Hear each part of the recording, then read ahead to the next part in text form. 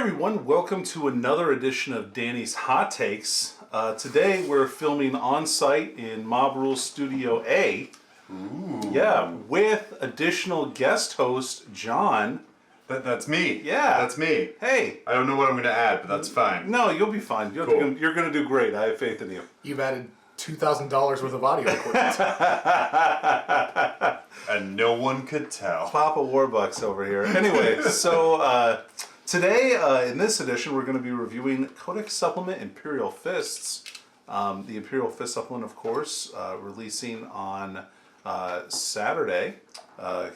Today, right? Yeah, it's coming out, or at least pre-release. It's up for pre-order today. Yeah. So it'll be released next Saturday. And these supplements, everybody's going. They're very excited about them. Yeah. Yeah, those are words people have been using for sure. Yeah. 200%. High energy. Marine supplements and excitement are the two words that are going around right now. There's a lot of interest, and so this is a really great marine supplement. I think this is probably like one of the ones that you look to and you say, man, this one is really, really well balanced. It's got some great fluffy rules. We're very excited about the release of this one. I'm sure any Imperial Fist player like Jon. Yeah, I'm very excited. Stoked. I mean, I'm less excited. There's some really neat tricks with this book that Absolutely. you can do. Against Iron Hands. Sure. Which is or why against anybody, right? Or excitement Iron is so Warriors, less. which is my main opponent with Imperial Fists. Oh, yeah. So, yeah, I'm excited to do that. Those dirty bastards. There's like 300 Iron Warriors players up here too, so this is going to really help you. So Yeah. Pistol fingers. they were heavy. Now they're pistols. All right, so let's dig in. So of course, with any of these reviews, we're going to be skipping past. We don't need this. not important. All right, so with these reviews, we'll be skipping past the fluff and we'll be concentrating purely on the rules aspect of these. But by all means, we encourage you to go through. The fluff is awesome in this. There's a lot of really great information on what's been going on with the Imperial Fists since the Cicatrix Maledictum appeared. They all died. Just been hanging out in Terra, right? Just like building a bigger wall. No, dude, they've been flying around space in the Flanix, beating up people, taking their lunch money. Wow. Especially if they're chaos. Yeah. Wow. Oh yeah. Imperial Fists got bully strength. So yeah, right. So one unique thing about this particular codex, or codex supplement, I should say, is that it features not just the Imperial Fists and their rules, but also Black Templars. No, sorry, real chapter. So it also focuses on the Crimson Fists. I told you there wouldn't be any Black Templar Codex supplements, and they should just write them off. Yep. Well, yeah, we'll see. That's a TBD thing, maybe. I've heard. I don't know. We'll see. We'll see what happens. We get 3 special characters in here. We have Captain Lysander, the ever popular and awesome Pedro Cantor, and whatever, Torgaradon. Yeah. No, Torgaradon is awesome. He's a brand new character. Wow. Well, not brand new, but he's like in the background. He's been a sergeant. It's been like watching him progress because like 5th edition he was just a regular dude bro, and then he became you got a special pistol that he got, right? That was his deal, which was really cool. He's not the guy that gives Spinoza the. No, that was a chaplain. Oh, it was a chaplain. Never mind. No fluff, only rules. Right, sorry. Anyway, so the very first guy that we're going to look at is Captain Lysander. Now, Captain Lysander's stat line has not changed from his previous incarnation, which is fine. He's a pretty good beat stick. Yeah, before. he was a good beat stick. He's also the cheapest of the 3 characters, weighing at 130 points. He's got normal Space Marine Captain and Terminator armor stats, so 6 wounds, which is pretty nice, 4 attacks, 2 up armor save. He's got the Walking Fortress rule, so he's a 3-up invulnerable save, same as usual. He's got Rights of Battle like a captain. He can deep strike by a teleport strike. And the thing that did change with him was his icon of obstinacy. Obstinacy, that's the word.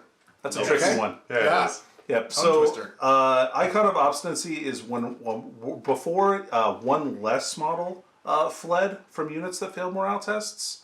Now, only one model ever flees from a failed morale test within 6 inches of him.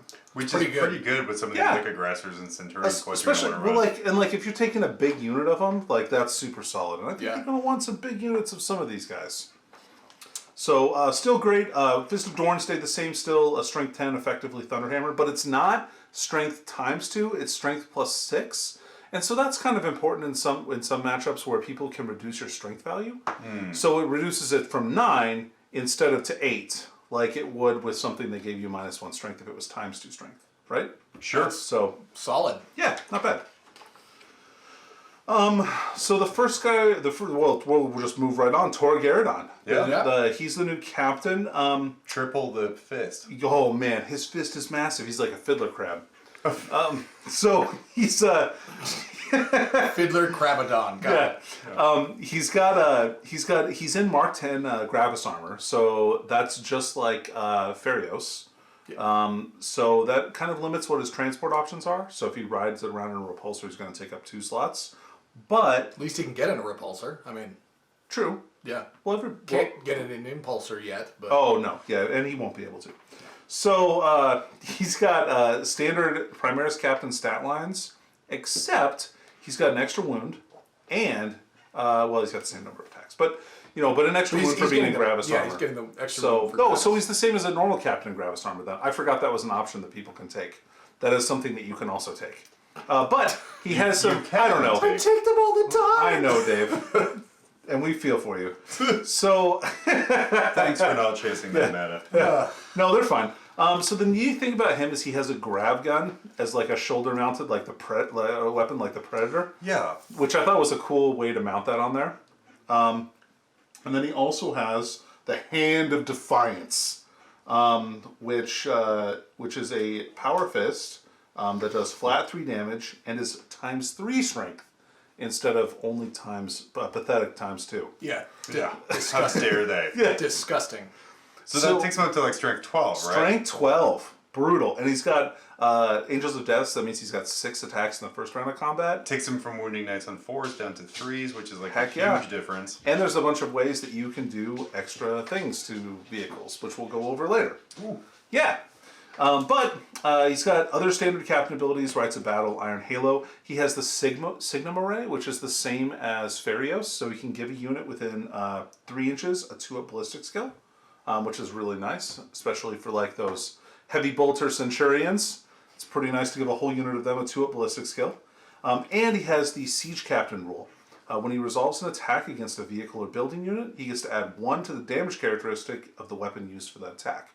So strength 12, 6 attack, power fist with flat 4 damage. Flat 4 damage. Yeah. Flat 4.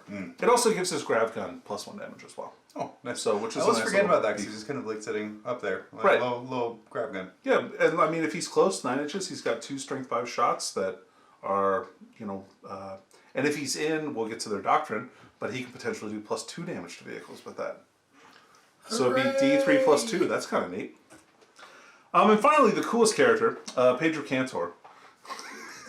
You are very excited about Pedro. I am. I really like the Crimson What's not Fists. to like about the Crimson Fist? Yeah, First off, their armor looks great. It's the best blue armor there is in the game. It does. hands It down. does look really solid. It does. It's Yeah, solid. I mean- And as stat line wise, Pedro has got a little bit of an upgrade too. Heck yeah. Did he get primarified?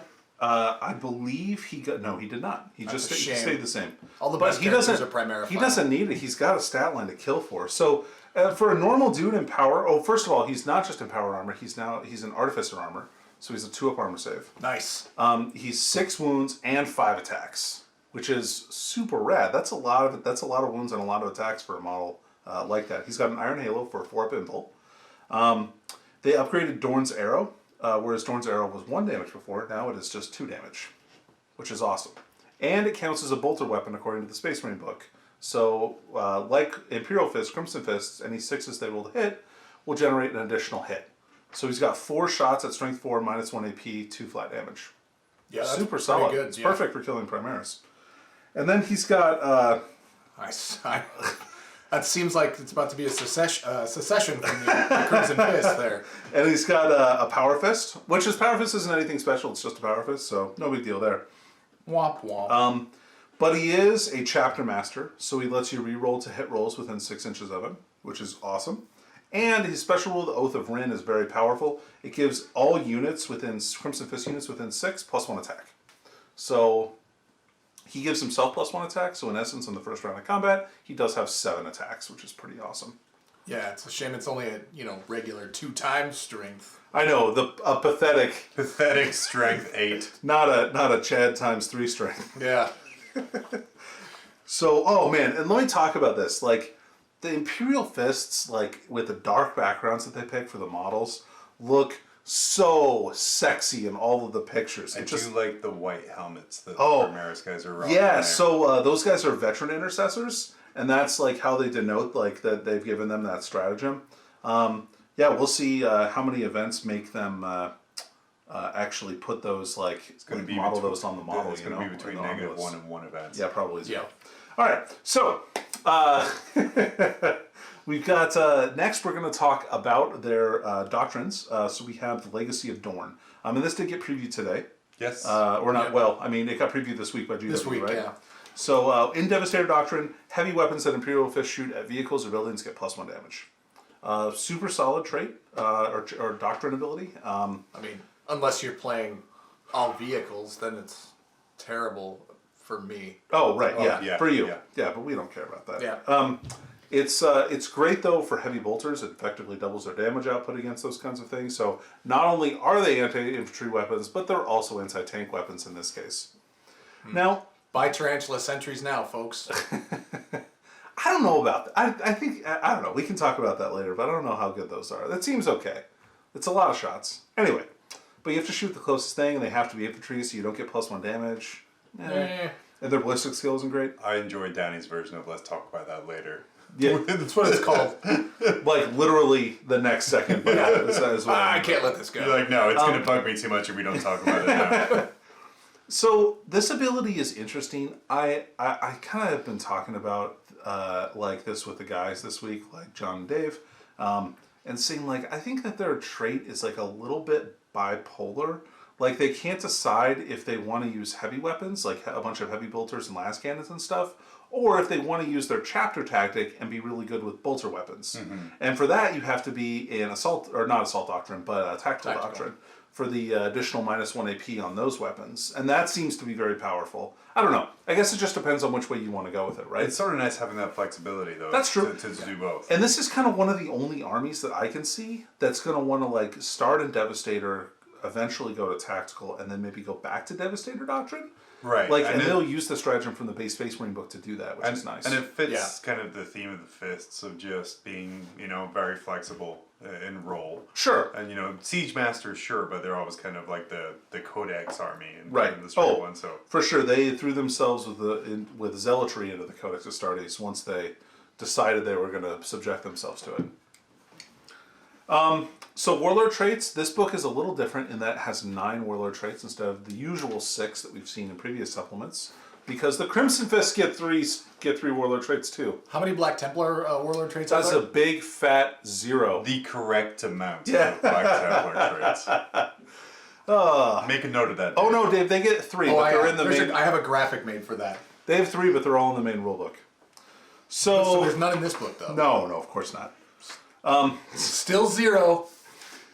So the first one we have is Siege Master, and this is Tor Gyrodon's trait. When resolving an attack by this warlord against a building or vehicle, add 1 to the wound roll.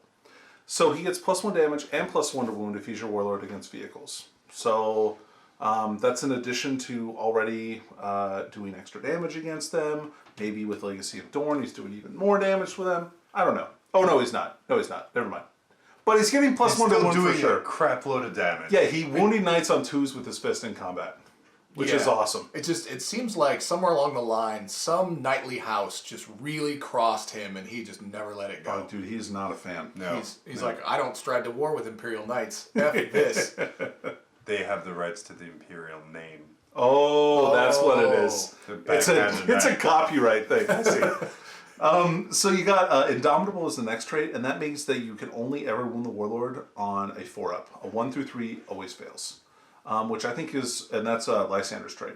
I think that's a really great Warlord trait. It makes your Warlord extremely durable. It's transhuman physiology in place 24/7. All right? the time. Yeah, that's pretty good. Which is really great. good. What's super nice about it when you combine that with Lysander with his Storm Shield, you get a character that's hard to get a wound through. Sure.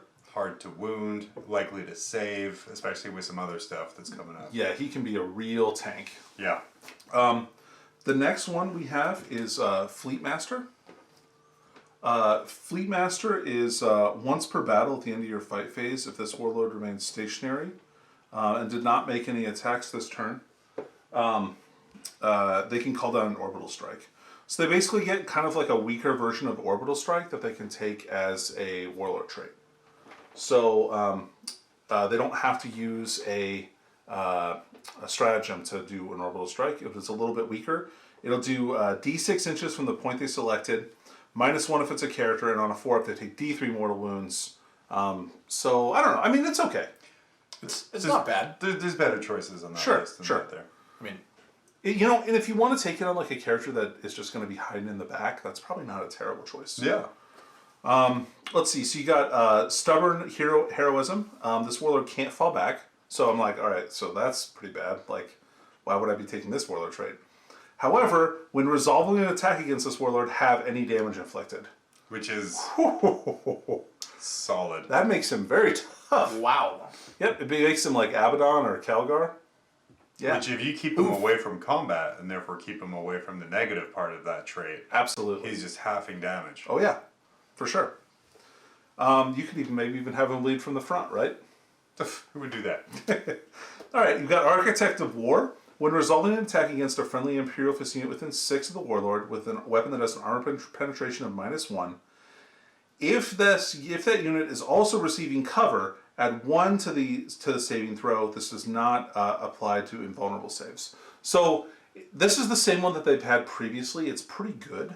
What it means is that it basically ignores if a unit within 6 of the warlord gets shot with an AP -1 weapon, it ignores that AP because you get +1 to counteract the -1.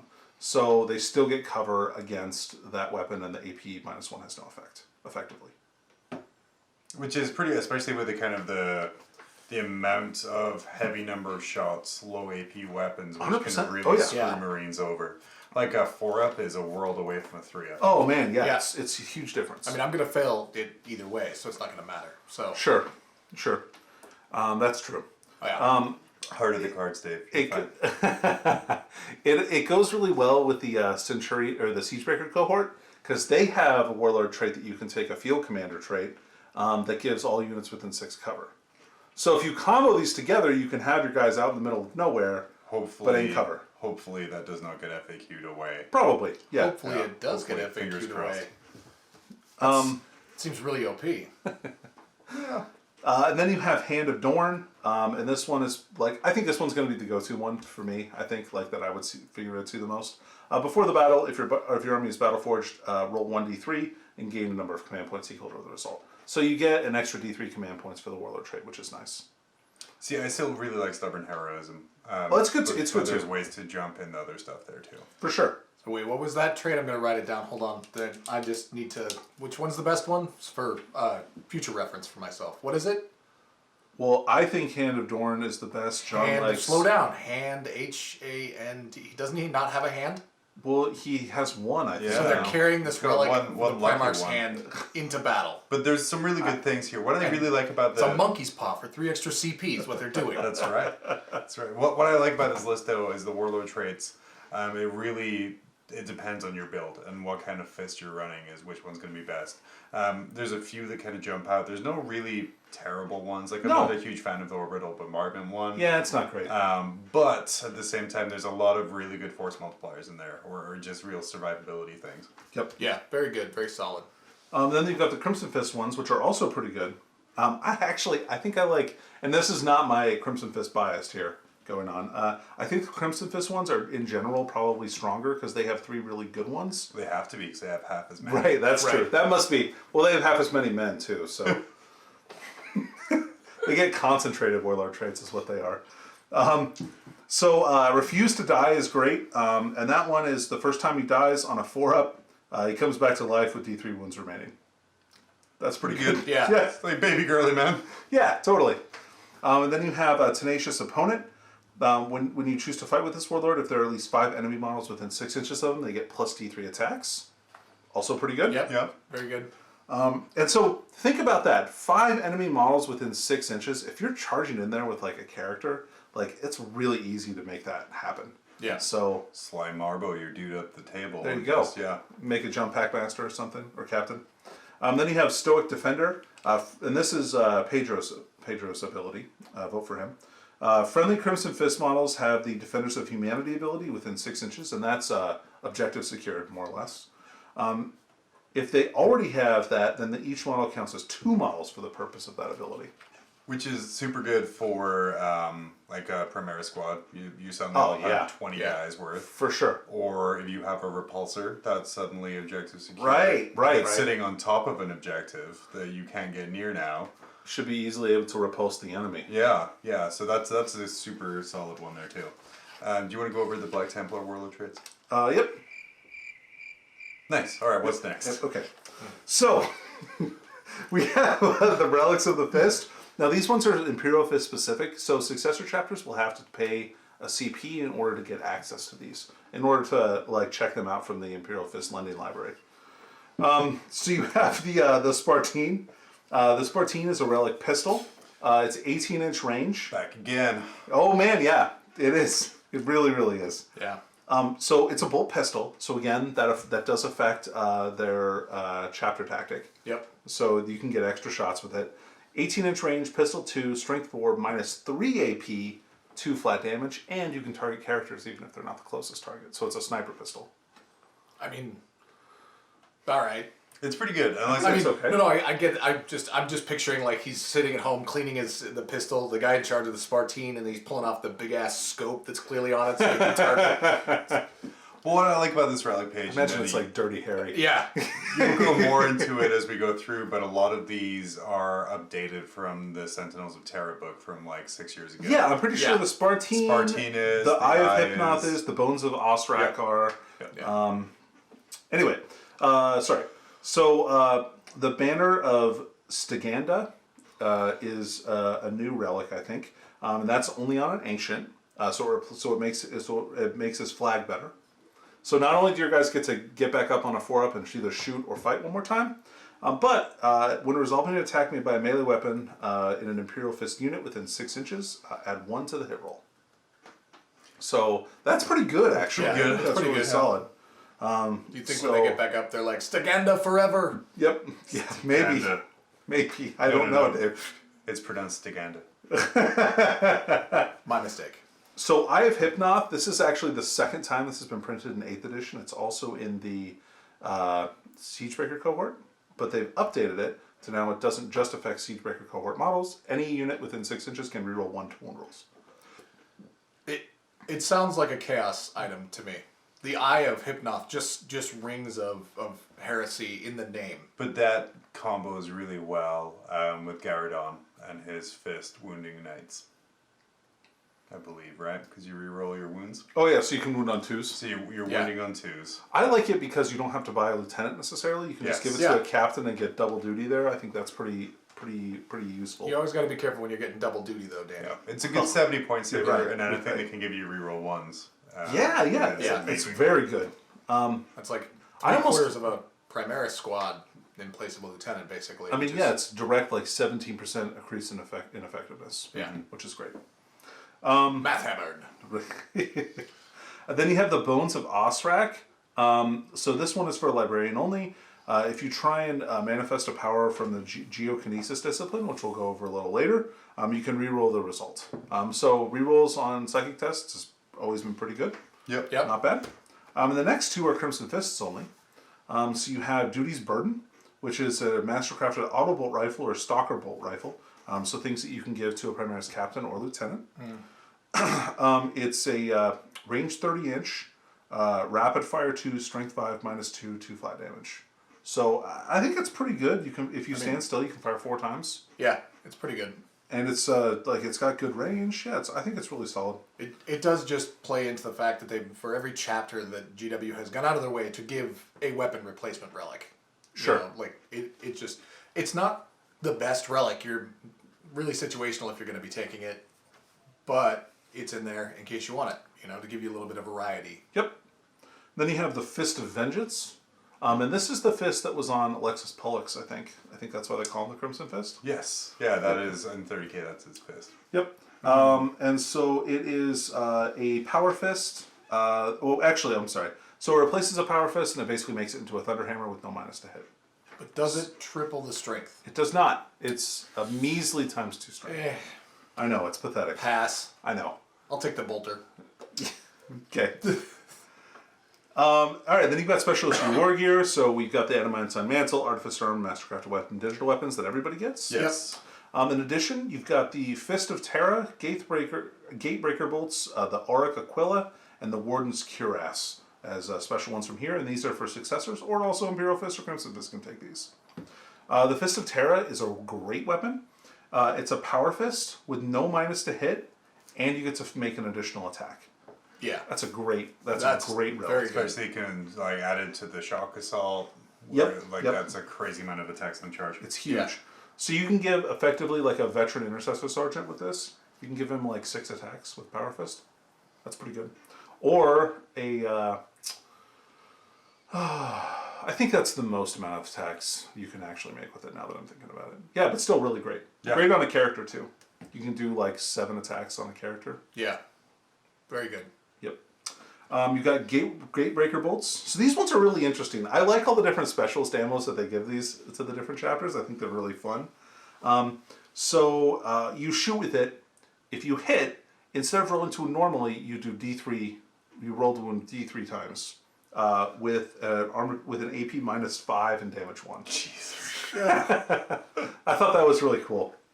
And so it's a bolt weapon that you can replace it with. So you could give it to like, I don't know. The thing I'm trying to think that would be really cool with it would be like the sniper bolt rifle.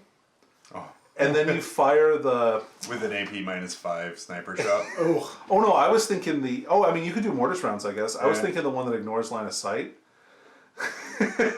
Yikes. Gross. Yep.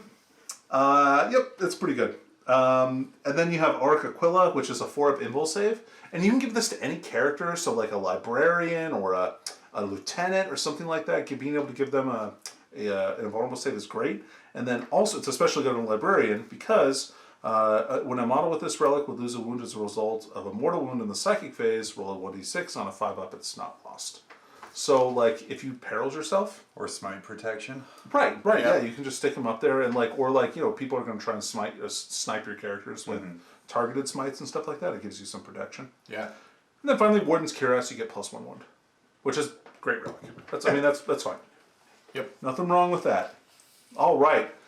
Probably the best part of any of these supplements is going to be the stratagems. That's what everybody is the most excited about, I feel like, because this gives your army a real difference compared to other armies. In addition to the special rules that differentiate them, this lets them do different things, which are very unique, and it gives you a lot of options to do those unique things. So Imperial Fists predictably have a lot of things revolving around killing vehicles and bolters.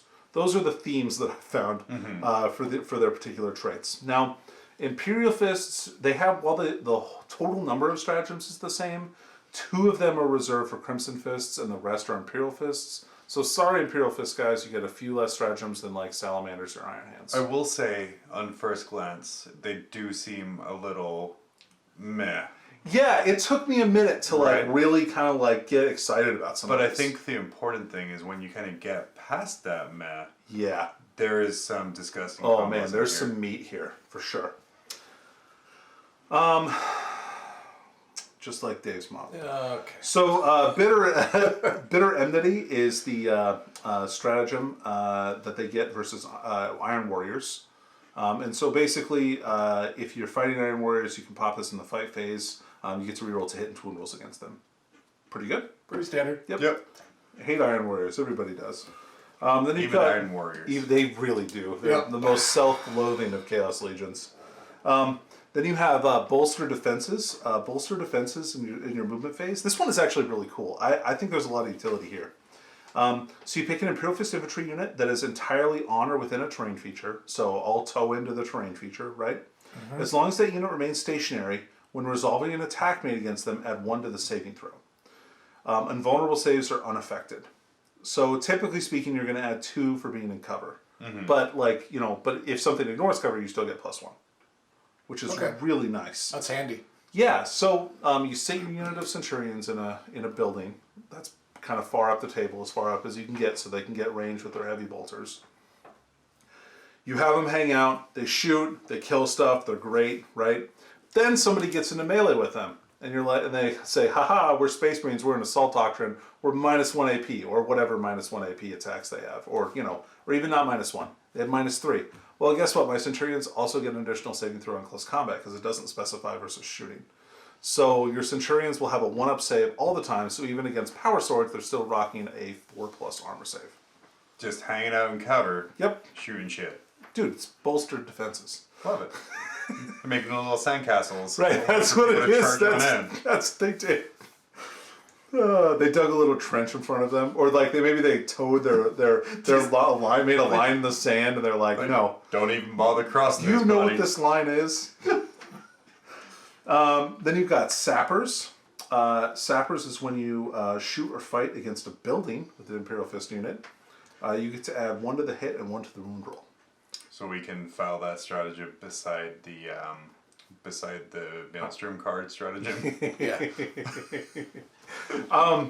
And who knows? Maybe they'll change the points on fortifications or something, and they'll be popular again, and then Imperial Fist could be really good. Unfortunately, it's very situational right now, unless you just absolutely have to kill that webway gate, or... I think what really kind of hampers it right now is just having to take an entire new detachment for a fortification. Absolutely. Yeah. So once that's fixed, then that would be really good. Yeah, whenever they decide to, like for a battalion, let you take a fortification, I think then you'll probably see a lot more fortifications. Probably. Yeah. All right. Then you've got Pain as a Lesson. And funnily enough, this is for an Imperial Fist unit that is not a vehicle or servitor. You pop this for 1 CP. Whenever they're chosen as the target of an attack, and they get a 6-up ignore damage roll. So pretty much exactly the same as the Iron Warriors one, as they are basically the same chapter. And then you have... Sir, we can make fun of Black Templars all day. You will not make fun of the Yellow Boys. Don't make fun of my Macaroni Marines. All right, so then we have Close Range Bolter Fire. This one is really solid. This is my favorite. This one is so strong in my opinion. It's very powerful. So basically you get to turn any bolt weapon into a pistol weapon. So a bolt weapon that's rapid fire too. Say it louder for the people in the back who weren't paying any attention. So any bolter weapon in a squad can become a pistol weapon.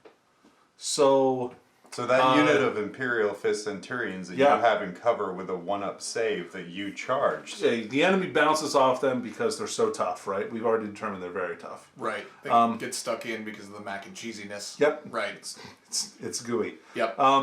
They can pop this stratagem and then lay into them with hurricane bolters, their heavy bolters, everything, and just blow their way out of combat. Now, they have to shoot that unit, which could be good or bad, but like at least you don't have to waste any extra resources. You have an option there at that point. 100%, which is great. So good. Yeah, I was thinking too, this is kind of neat on a Land Raider Crusader. If somebody touches you, you have the option to use it and shoot all of your hurricane bolters as pistols. Well, I like it because it means this supplement makes bolt weapons really threatening to a lot of different things. Sure. And this means you can't lock up that unit. Yeah. Sure. My first tactic is going to be to try and lock it up, tri-point, pin it in. That way you can't shoot.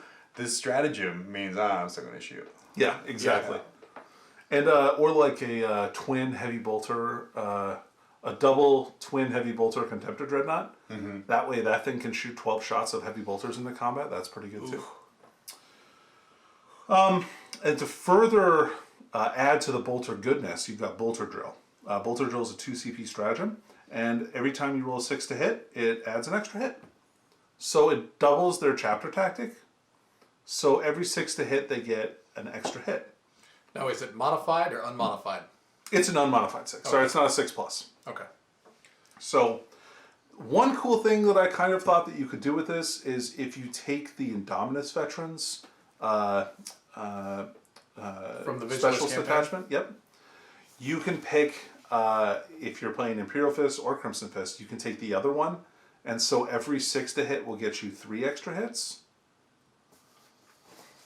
When you combine it with something like like heavy bolter centurions. Yeah, with the a lot of hurricane shots. Bolters, Yeah, that's right? a lot of shots. Yep. Even intercessors, rapid firing. I was thinking Inceptors would be a pretty good target for this. with their assault bolters. Yeah. Yeah. And you can make Inceptors and Dominus Veterans. Did you know that? I do now. That's pretty cool. Yeah, there's just a lot of options there for that. Yeah. Yep. So that's great. Then you've got Stubborn Defense. This is a Maelstrom stratagem. This lets you, you cannot discard, so basically you use it at the start of the battle if you're playing Imperial Fists. You can't discard Storm or Defend objective abilities, or cards rather. But if you do score them, you get an additional victory point for it, which is pretty good. So if you're playing Maelstrom, I think that's pretty solid. It sounds solid. I don't know anything about Very Maelstrom, so You know, honestly, in Maelstrom, that's super powerful Yeah. because Yeah. if you do have a lot of cards coming, the ability to score extra, especially if you're pulling cards that are super hard to score, you won't be able to score until later, is invaluable. So that's some really good point control there. For Yeah. sure. Just a shame we all play ITC. Yeah. I mean, we could play Maelstrom anytime, man. pass. Yeah. Okay. All right. So then we have Tank Hunters. This one's pretty good. Whenever you're choosing to shoot or fight, in the shooting phase or the fight phase, so not on Overwatch. Sorry, guys. Womp womp. You select an enemy vehicle unit until the end of the phase when resolving an attack made by a model in that unit against the selected unit. So it's 1-to-1. It's not like everybody shoots at the vehicle and gets +1 to wound. Oh, sorry, and they had +1 to wound against them. So like your one squad will get +1 to wound that vehicle. That's really powerful, especially if you can jump something like heavy bolters against them or something like that with a lot of shots. But normally it's wounding on 5s. Now it's 4s. The math changes a lot and it becomes extremely powerful. Let's see here. So, Champion of Blades is the next one, and this one effectively lets you give. It's the extra relic, or the better relic. Right. Yeah, it lets you give an Imperial Fist relic or a Crimson Fist relic to a successor. Yeah. Yep. So it's their library card, is what it is. You just Exactly. come in, Yep. Gotta punch that card, man. Their visitor pass. Yeah. Exactly. Then you've got Sentinels of Terra. This is for a Warlord. Basically, this lets you give him an extra Warlord trait. Which Nice. is how I see people using the extra command point trait. Oh, sure. 'Cause- Oh, maybe. Yeah, because then it's here's the free, thing, right? You're spending a command least. point anyway, so you're either going to get that command point back from that or get 2 more. Yeah. And Or you don't have to waste your warlord trait in that. you can make a character that takes half damage and can only be wounded on a 4. If you really want to make a character that's a jerk. I mean, So You know me so Danny's well. next character then. Got Shadis, the fist. With his peddly ×2 strength fist. it. Oh. All right, so then we have clearance protocols. This is a cool one. This allows you to throw 10 grenades from one unit.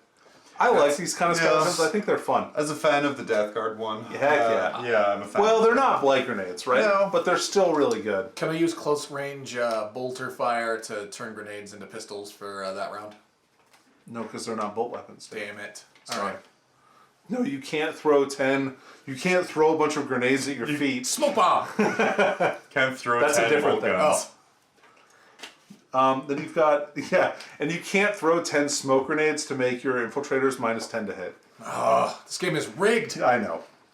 Then you've got Praetorian's Wrath, and this one is one that all the different Space Marine chapters get. Basically, when they're in their chosen doctrine for Imperial Fist, it's heavy. You spend 2 CP, and during that next battle round,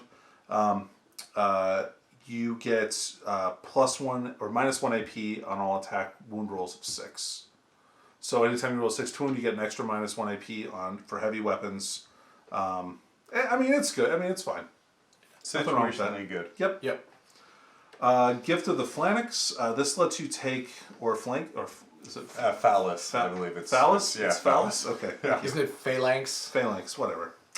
Anyway, so this allows you to give a sergeant a piece of war gear, and it can be the Fist of Terra, digital weapons, or mastercrafted weapon.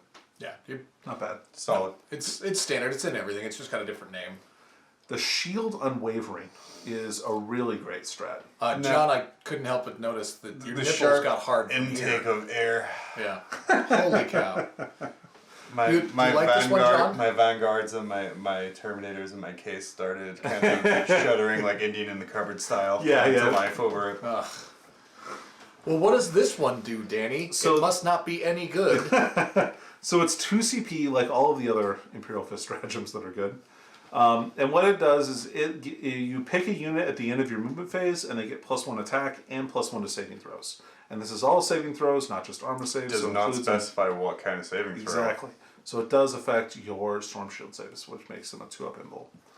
Which is fine. For 2 CP, if you're going to spend that for one unit, you're only doing it once. Like, you're not going to be able to spend it on multiple times. Well, unless you roll a 3 for your monkey's paw, and then you have 2 extra CP. You can spend it Yep. twice. Sure. Yeah. But I mean, it's a good way to really get a good distraction unit out there. That's kind of how I see it. Oh, and like you have to take this unit, this objective from me. You're not going to be able to do Right, it right. until you kill these guys. I have like and a they're gonna 2-up be invulnerable insanely save. They are now objective secured, or they're Potentially. double. Yeah, you know, it's all tough. The kinds of extra stuff in attack there. they get, everything else, they're pretty brutal. Yeah. So great stratagem. It's almost exactly the same as the Adeptus Mechanicus one, which is, I mean, it has virtually exactly the same wording. So, which is also good for them. So, it's also good on Space Marines. It turns out. Yes. Who knew? Good things are good on good units. Shocking. News at 10. Then you have the Crimson Fist 2 stratagems. They have Slay the Tyrant. Whenever you shoot or fight, you can spend this to get +1 to hit against characters. It's pretty good. Yeah, not bad. Yeah. And then they have a Hated Foe. Use this in the shooting or fight phase. Until the end of the phase, when resolving an attack made by a model of this unit against an orc unit, you get to reroll the wound roll. They do hate their orcs. They do hate orcs. And Yeah. man, like, Heavy Bolter Centurions from these guys will mop up a 30-man boy squad just with no help. Just a glance. Just this and Pedro. They'll be like, you're dead. You're dead. Go away. You're dead. By 3 points. And then let's go over the Black Templar stratagems. Oh, real yep. quick. Okay. Okay. All right. And then we have the final thing I wanted to go over is the Geokinesis discipline. The Geokinesis discipline is the new psychic discipline for Imperial Fists. I'm glad to see that there is no longer the ability to move a building around from Geokinesis. Now, see, Hot garbage. You should be able to. I read Geokinesis and I got really excited because I thought I would be able to rearrange the table. So this is an interesting discipline. There's a lot of mortal wound powers in here and not a lot of buffing powers like some of the other Space Marine codexes have. So just keep that in mind. I think they're fine. It's probably as good as like the Librarius or Obscuration discipline that's in the Space Marine book. Okay. But yeah, just keep that in mind when you're looking at this. It's not like overtly more powerful like the White Scars one, or maybe like the Salamanders table is as well, which you can watch a review of the Salamanders Codex Supplement and find that out. If Dave remembers to edit it. Maybe, yeah, we'll see what happens. So the first one is Tectonic Purge, Warp Charge 6. If it's manifested, until the start of your next psychic phase, when a charge roll is made for an enemy unit within 12, subtract 2. So it makes your Psyker into an extra repulsor. Yep. Which is nice. Or you can combine with Repulsor. And Sure, make a really make it unassaultable -4. area. And if they have to charge also through a crater, that's -6. Does it stack? Because Yeah. Yep, Okay. with your objective secured Repulsor on top of don't on forget top about of an him. objective Yep. beside your Psyker. So not a bad ability. The thing I don't like about it is they have to be within 12 inches of the Psyker, so that's sometimes tricky to finagle that. But if you're a really good player, I think that could be extremely powerful. Well, damn it. Yeah, What's sorry, next? John. All right. we're out. Then we've got Rack and Ruin. Select a building or one unit that is Holy Honor within terrain and within 18 inches and visible to the Psyker. Roll 96, add in 1 to the result if the target was a building. For each 5+ you roll, they take a mortal wound. It's how many? 96 you said? 9 dice. Yeah. I feel like you're going to get 3, maybe 4. Yeah, average is 3. Yep. Yeah. So Yep. this, I mean, it's good for character sniping. Yeah, because they're going to be in a building. Yep. Almost always. Well, not in a building, but like in terrain. Right. Yeah. So it's good for that, but I'm not super excited about this one. Just the warp charge seems high for the return. It's a 6. On that. Okay. I don't know. I think a 6 is. I would have thought it would be close. I thought 7. You could more roll. like it. You could roll real good. Well, no, it should be a 6. It's fine. Yeah. It's decent. It's a nice combo with smites. You can get a couple of instances of mortal Sure, wounds on something. yeah. I think that's pretty solid. Then you have Iron Inferno. Warp charge 6. When it's manifested, select 1 point on the battlefield within 18 inches and visible to the psyker. Roll a d6 for each enemy unit within 6 inches of that point. On a 4-up, they take a mortal wound. Not that great. I don't think you'll be seeing this one super often. Then you've got Fortify. Fortify is Warp charge 4. I was going to say, this is the highlight of the table for me. Pick an Imperial Fist infantry or biker model within 12 inches, and that model regains D3 lost wounds. So a good way to heal up that character that's been taking half damage, Yeah. or whatever. I mean, it's just a good way to keep stuff alive. And Warp Charge 4, that pretty much guarantees going off most For turns. sure. And what it's nice in combination with an apothecary that's brought back something to life, like a Devastator Centurion. And then you bring them back at 1 wound and then cast this power on them, and then they get an extra D3 back. So you can maybe bring one back up to full health, which is pretty nice. Aspect of Stone, Warp Charge 5, if manifested until the start of your next psychic phase, add 2 to the Psyker's strength and toughness characteristics. I like this one on a biker librarian, if that thing still exists in the future. Yeah, it's not. So- but Yeah. So yeah, we did toughness 7. Yeah, not bad. Taking half damage He could, yeah. from traits. Yeah, Yeah. which is not bad. And then finally you have Chasm. Warp Charge 6, select an enemy unit that cannot fly. sorry. Oh, sorry. What was that word? Chasm. That's how you say chasm. How do you Chasm. No, chasm. Chatham. Just because it has an H in it doesn't mean it's Never mind. That's okay. Go ahead. Right, have. All right, so It's dead. It's dead. we've got Chasm. Warp Charge 6. If it's manifested, select an enemy unit that cannot fly and within 18 inches invisible to the Psyker. Roll 2d6 if the result is lower than the lowest move characteristic. That unit suffers 1 mortal wound. If it equals the move characteristic, they take D3. If it's higher than the lowest move characteristic, they take 3 flat. It's not a bad damage power. The Warp Charge is low. It does good mortal wounds. I think that one's pretty decent for mortal wound generation. Like, I think if you get these two together, Rack and Ruin and Chasm, I think you can do a lot of damage. Mm-hmm. Yeah. Well, so we've got 2 powers on here or 3 powers that are mortal wounds and 3 that are kind of buffy, right? You got the. Yeah, you've got 2 that buff everything around them. Well, you've got Tectonic Purge, right? Yeah. And then you have Fortify, which heals stuff. So those are kind of your buffing powers. You've got 2, well, and I mean, I guess you have Aspect of Stone, but that's only for the Psyker. This one is fine. I don't think it's like a gimme. So it just feels like they kind of want you to do a little bit of mortal wound spam with Imperial Fist. I think you can, yeah. Yeah. You Yeah. can Geokinesis your way into breaking a siege. Yeah. Don't have to break walls if you break hearts. Oh. But you still should, because that's the fun part. Right? All right. Was that it? That's it. There's not a name generator? Oh, wait, I'm sorry. Oh, I forgot about the best part. You can name yourself Darnath Julian. It's not just That's Darnath how I love Lysan my all the way down. potatoes. I don't even think... Oh, no, they have Lytanus. I don't see Lysander on here. No, This he's table's unique. flawed then, so. Ooh, there's a guy named Stretch. So you could be like Stretch Armstrong. Oh yeah, Armstrong Stretch. Hero of the 41st millennium, and now I know who my Gravis captain is. He's also yellow. Yeah. Stretch. So what's kind of your overall opinions there of young Imperial Fist Codex? I think it's a good supplement. I don't think it's the most overtly powerful of the supplements. I think it's really good in a lot of ways, and I think that they have a lot of flexibility. They're obviously designed to be more of a shooting army than they are for close combat or like super like in your face style army. But I think that they have, first of all, their chapter tactic is really great. Ignoring cover is super solid, especially on things that can ignore line of sight, like whirlwinds or thunderfire cannons. I think those are both really great choices for Imperial Fists. And then heavy bolter centurions are an obvious choice as well.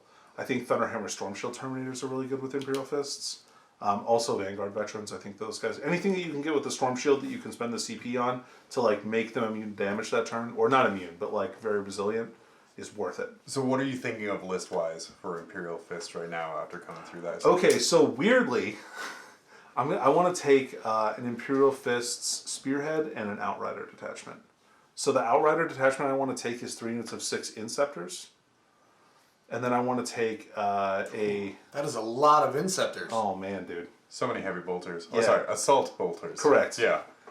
And then combine those up with a captain that drops in with them with the Eye of Hypnoth.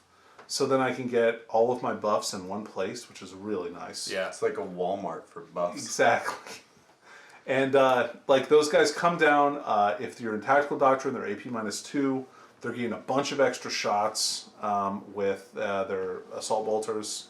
That one turn you pop it and make them Crimson Fists and Imperial Fists. So potentially you can make them, if you don't make the guy a Chapter Master and they're shooting at like Horde units, you can make them an additional ballistic skill from Crimson Fists. And then they're ignoring cover. I mean, they can do a ton of damage when they come down, right? And then there's even enough shots with them that they can take down things like Repulsors or Leviathan Dreadnoughts just with the sheer amount of AP -2 shooting. And you can give them +1 to wound against that critical vehicle and bolter drill, so that one squad just annihilates one of those tanks. Because you're getting like, I don't know, I think you get 36 shots, and I think you're doing something like 50 hits to it with those. That doesn't seem OP at all, Danny. It seems perfectly fair and balanced. I think so. And then I think the takeaway from the supplement for me, Yeah, it's okay. not obviously powerful. No, yeah. There's a lot of power to it, but Yeah. it's not going to be handed to you. Right. The thing that I noticed the most in this, I would say, is like all the characters, none of them have aura buffs, really. Like, they're very selfish. Like, all of Tor Garradon's abilities are for Tor Garradon, and not for, like, squads within 6 inches. Well, when they all die in the narratives, then Fair, there's yeah. no one left to buff, so There's why would a you lot learn of- to buff things? No, these powers are Tor Garradon's only. Exactly. Anyway, so great book. If you're playing Imperial Fists, I think you're definitely going to want to use it.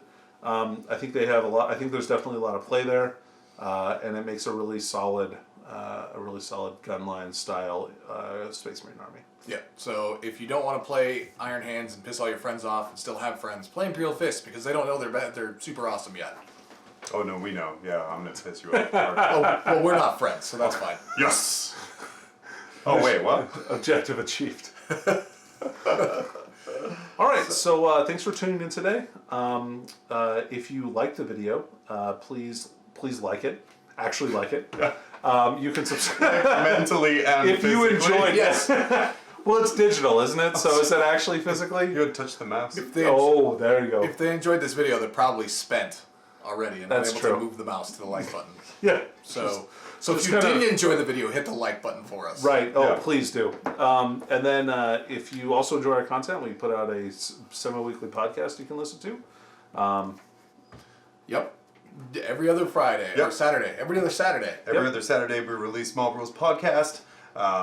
It's a little less serious, but a lot of fun. And then on the YouTube channel here, we have Codex supplement reviews for every supplement that's been up so far. Except Raven Guard, because I'm terrible at life. Yes, but I'm sure that will come out of nowhere, Probably much not, like yeah. Raven Guard.